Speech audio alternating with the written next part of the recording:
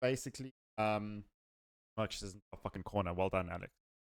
6 levels of force sensitivity explained. Because apparently, just assuming that, hey, people are sensitive to the force, so therefore they are force sensitive. Apparently, there's levels to it, not just you suck and you don't suck. And hopefully, we're going to hear a lot about midi-chlorians and the handle of a fucking Mitch Gillette razor.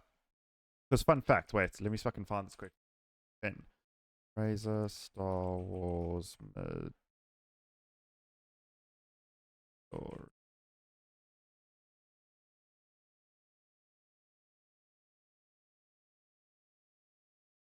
sorry, it was a communicator that he sent.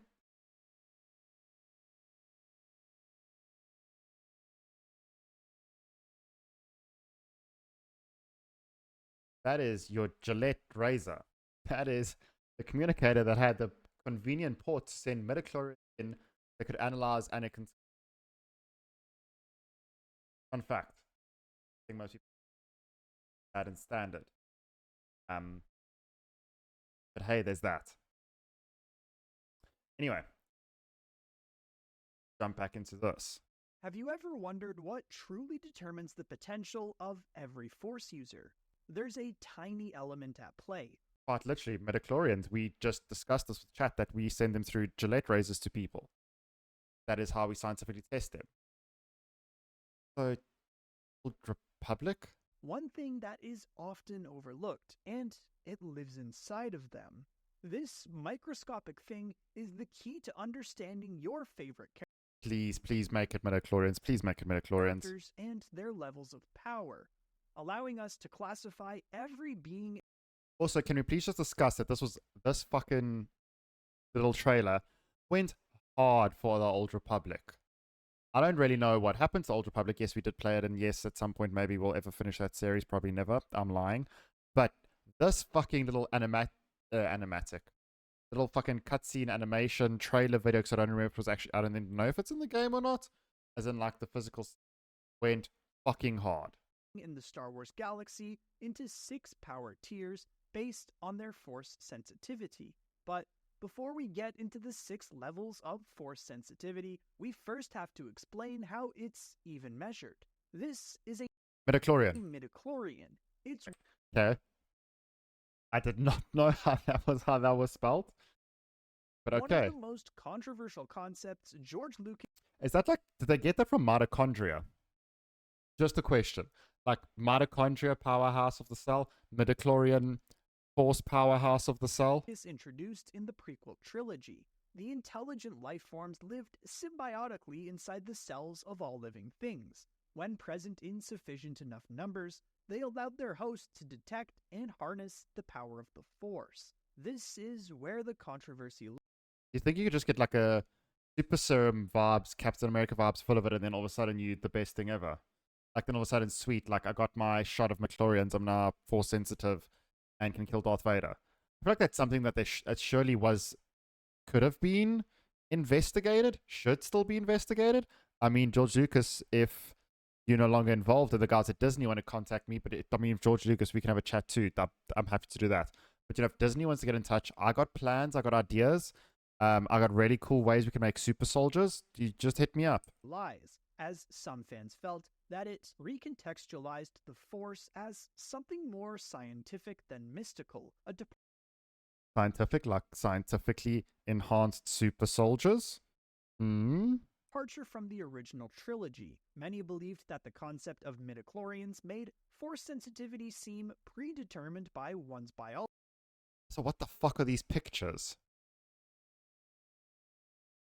Like, these are some of the worst, almost caricature. Like, Anakin looks relatively normal, but the fuck are you?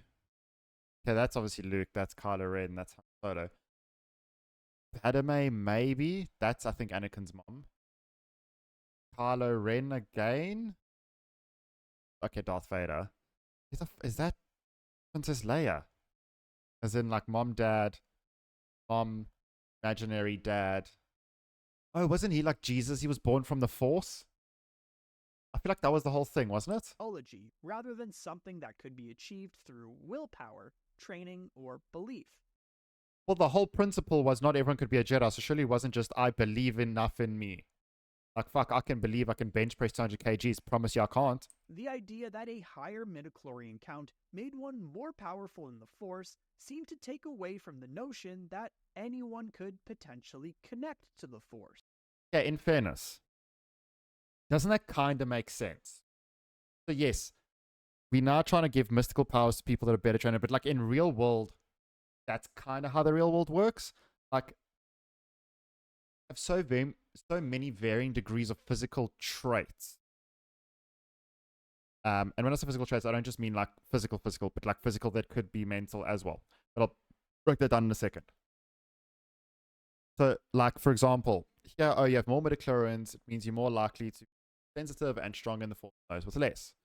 The same way that in terms of like a person's body structure, I don't know. Okay, look, this is my understanding. Could be completely wrong. Could be a mix of the two. But you get fast twitch and slow twitch muscle fibers, and people that are more genetically aligned with a certain proportion of those type of twitch fibers are more likely to be better at certain sports. Slow twitch being like endurance stuff. Fast twitch being getting big and jacked and looking fucking awesome with your shirt off. One day. So that genetically aligns you to be more predisposed to a certain thing.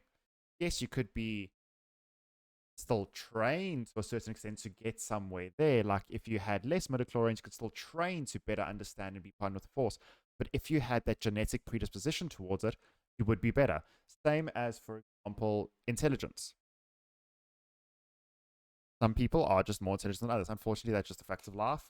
I mean, there's fucking IQ scores. You have a higher intelligence, which means you're more likely to be able to understand principles, yeah, or be able to grasp more difficult things more easily. I mean, fucking, we've all been in maths class, so I don't think I have to preach this to anyone. Same way, you could be very intelligent in certain ways, but not intelligent in other ways, and sometimes maths works for you, maths just doesn't for some other people. The fact that they have more genetically predisposed to, for example, maths, because that part of their brain is more developed than someone else's, or more genetically gifted than others, means they're going to be better at it. I feel like that kind of makes sense. Whereas, yes, to a certain extent, if you have a certain trait, you can enhance and get better at it, but you don't make up for not having that genetic like predisposition completely. Like, yes, the midi-chlorian thing is bullshit and it's a bit weird, but it would make sense that there is some trait or some genetic anomaly, or fucking, I don't know, you got born with extra cells that we can put in an injection and make super soldiers. Just saying. Disney, hit me up once again. But like that, the higher amount you would have, the more sensitive you would be, but you'd still need training to learn how to unlock it. Same way as Olympians might be more genetically predisposed and might have better body structures, muscle alignment, whatever the fuck, at certain sports than other people. But best believe, if fucking Messi didn't train in soccer at a child, he's not going to magically reach 30 and be the best soccer player in the entire world. Same way, if you had high midi-chlorian count, but you were never trained, never learned, you'll never amount to anything. I feel like that kind of makes sense. I feel like that just makes more sense in terms of like the actual world, and not just, hey, we can all be Jedi one day, which, I mean, still hoping one day when I'm big. But big in more ways than one, because we're also going to get fucking massive. That's not entirely true. We'll explain later in the video with the example of a fan favorite Jedi Master. While every living thing has midi-chlorians living inside them, some have a higher midi-chlorian count than others. An individual's M count could be measured through a blood test, with the Jedi Order frequently or, you know, through a Gillette razor. Using this method to test potential initiates around the time of the Clone Wars. Through M count, we are also able to classify every single character in the Star Wars galaxy into the 6 levels of Force sensitivity. The first level, or normal level for lack of a better term, consisted of those with an M count of less than 2500 per cell. A person with most basic ones like precognition will likely never experience any sort of consisted of. So, yes, I understand this was a lab. Okay, look, my Legends, I suppose a lot of this stuff would be in Star Wars Legends and not, or whatever, Star Wars EU, that is Extended Universe, as now Star Wars Legends stuff. But I don't recall this being very much explored. I could be completely wrong. Those with an M count of less than 2500 per cell. A person with a midi-chlorian count this low would likely never experience any sort of pull to the Force.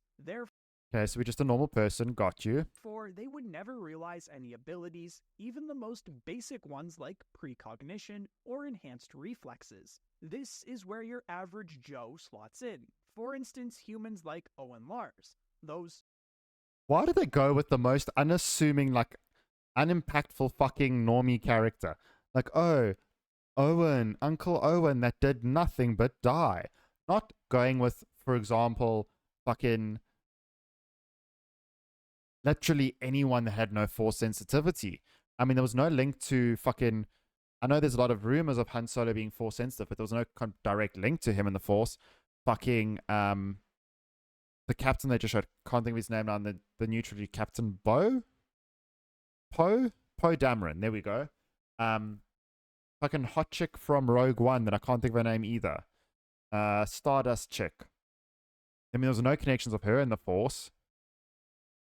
Like, why does it have to be fucking Owen Lars? They could use literally anyone that at least did something that had no connection to the Force, or had no pre-assumed connection to the Force, or never showed any Force sensitivity whatsoever. stormtroopers with Fucking Chewbacca. terrible aim, and even notable heroes like Lando I'd take back everything I said. They did start bringing up people that were somewhat relevant. But also Lando. Calrissian. This deal is getting worse all the time. Even more capable combatants like Jango Fett. Okay, that I didn't even think of. That's a good pull going with the Django and I'm assuming Boba. And Boba Fett sit at this level. Proof that force sensitivity isn't the end-all be-all in a galaxy far, far away. But really, only hero is Lando Calrissian, who questionable at best as a choice of hero. The next tier consists of those who are mildly force sensitive, with an M count of about 5,000 per cell. Though likely unaware of it, these individuals are able to subconsciously use subtle force abilities, such as being able to sense imminent danger or another person from a great distance. One person who likely fits into this tier is none other than Han Solo, despite his own I need fucking examples and right now. skepticism regarding the Force. Hokey religions and ancient weapons are no match for a good blaster at your side, kid. If Han were to have this slightly above average midi-chlorian count, even without knowing it, Are they going to explain that's why he was such a good pilot, hence prequel Anakin being able to fly fucking pod races? it would explain why he was such an amazing star pilot. Yes, they're going to justify pilot. After all, his feats in the cockpit were unprecedented for a non-Force user, having navigated through the notoriously treacherous Akadesi Maelstrom when he completed the Kessel Run in less than 12 parsecs. Furthermore, the Corellian smuggler was an excellent shot, even when Also, can someone please fucking do a deep dive on that fucking Corellian pass in 12 parsecs? It's been in, okay, I suppose, yes, his original movie. I don't know what the fuck's actually called that movie. It was pretty cool, though. And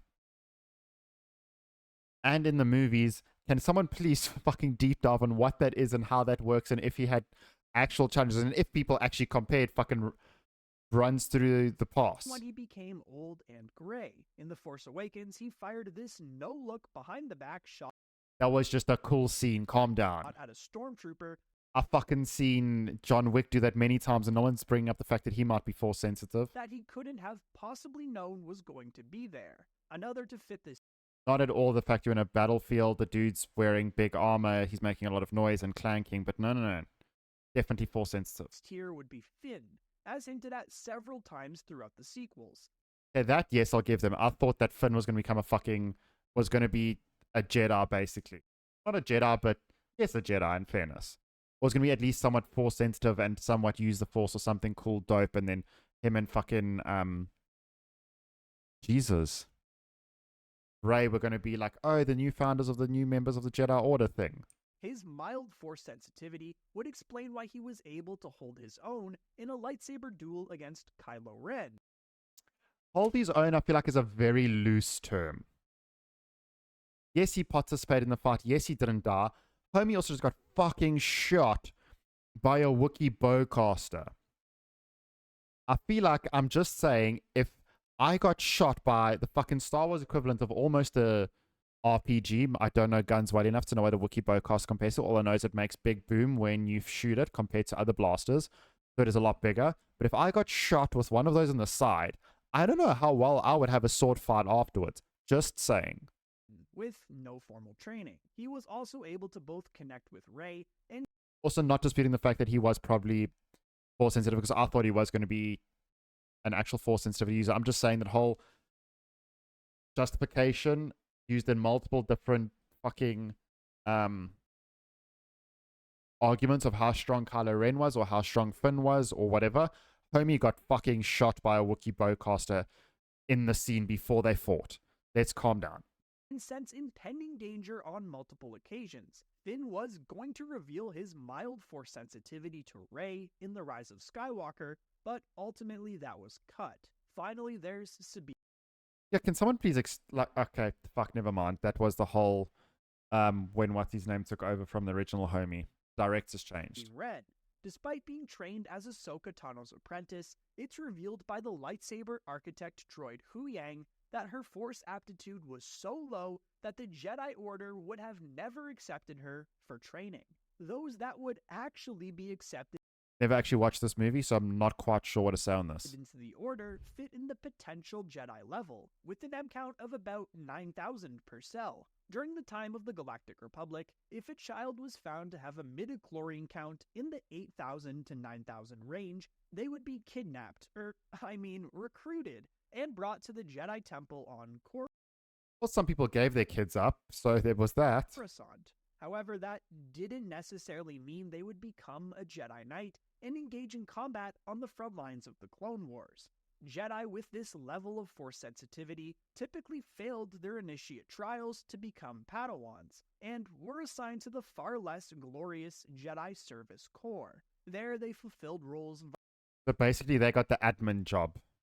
I don't know if that's a bad thing or a good thing. Like, don't have to go to war. Instead, I get to file paperwork or data disks. vital to the day-to-day operations of the Jedi Order, within one of four branches: the Agricultural Corps, Medical Corps, Educational Corps. Medical, okay, I suppose, yes, you actually do need real doctors. And real doctors, I mean, you can't just force heal fucking everything. But if you're not going to fucking, like, certain cuts and shit or stuff like that, like, you're going to put a band.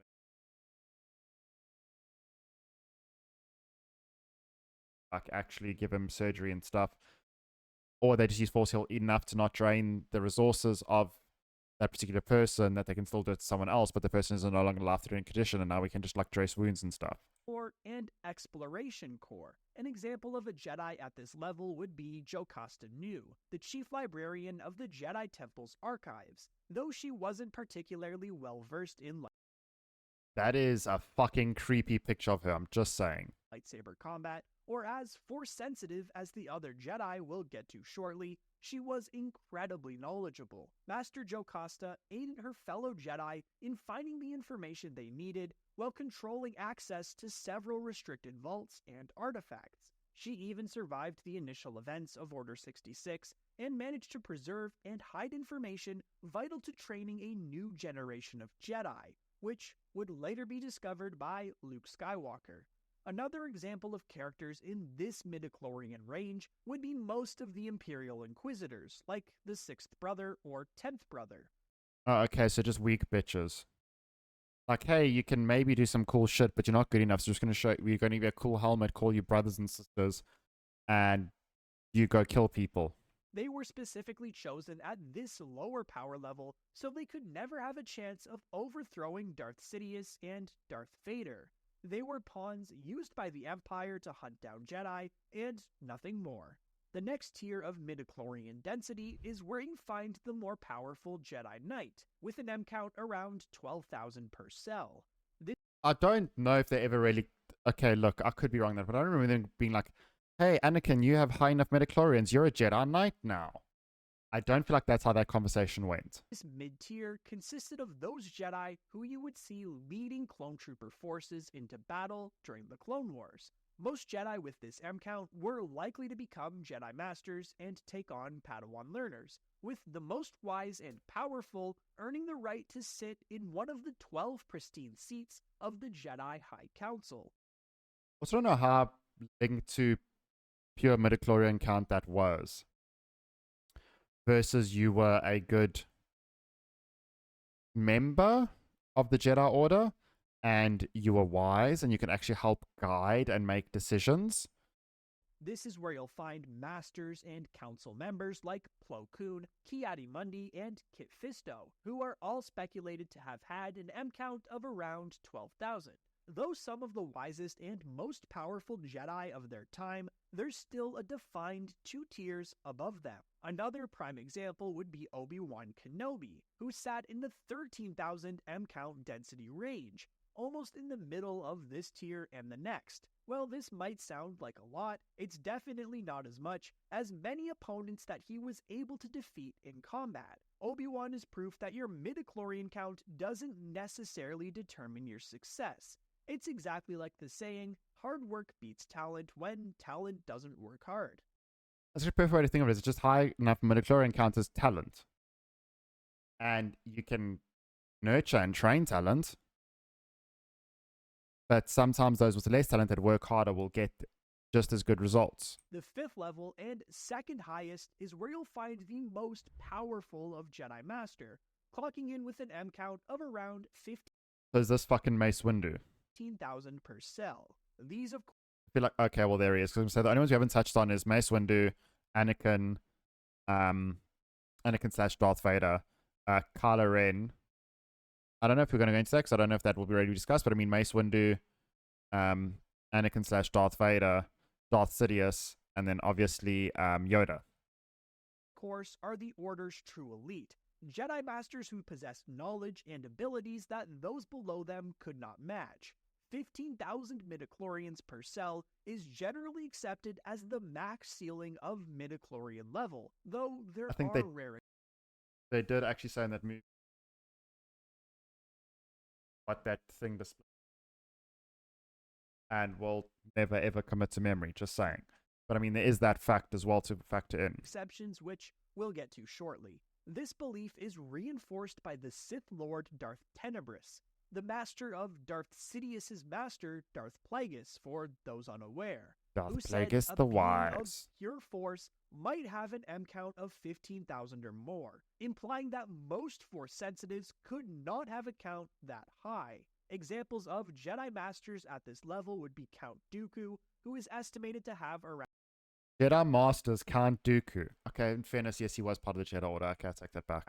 14,000, and Mace Windu, who is in the 16,000 range. Ooh, he be strong. But there's still one more level to go.